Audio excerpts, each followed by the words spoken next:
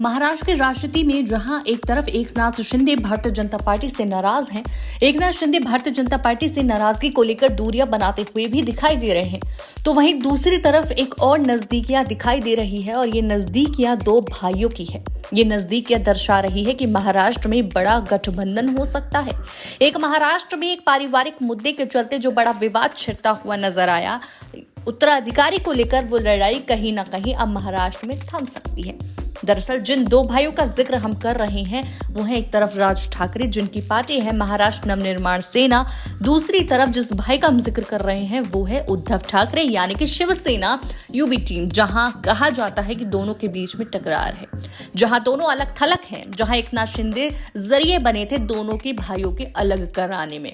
जहां देखा जाए तो राज ठाकरे चाहते थे कि शिवसेना की कमान उन्हें सौंप दी जाए। बाला साहेब ठाकरे को लेकर ये उम्मीद थी कि राज ठाकरे उत्तराधिकारी पार्टी में बनेंगे, लेकिन उद्धव ठाकरे को लाकर राज ठाकरे का अपमान किया गया और राज ठाकरे ने अपमानित होने के चलते अपनी पार्टी का गठन किया। लेकिन अब उनकी पार्टी पर तगड़ा एक्शन चुनाव आयोग के जरिए देखा जा रहा है। चुनाव आयोग के नियमों के अनुसार राज ठाकरे की पार्टी की मान्यता रद्द हो सकती है। राज ठाकरे पर एक बड़ा सियासी संकट आ सकता है। दरअसल महाराष्ट्र के विधानसभा चुनाव में राज ठाकरे की पार्टी मनसे ने 120 सीटों पर चुनाव लड़ा, लेकिन विधानसभा चुनाव में चुनाव आयोग की गाइडलाइंस के अनुसार 8% के करीब वोट प्रतिशत और 2 से 3 सीटों का जीतना जरूरी हो जाता है।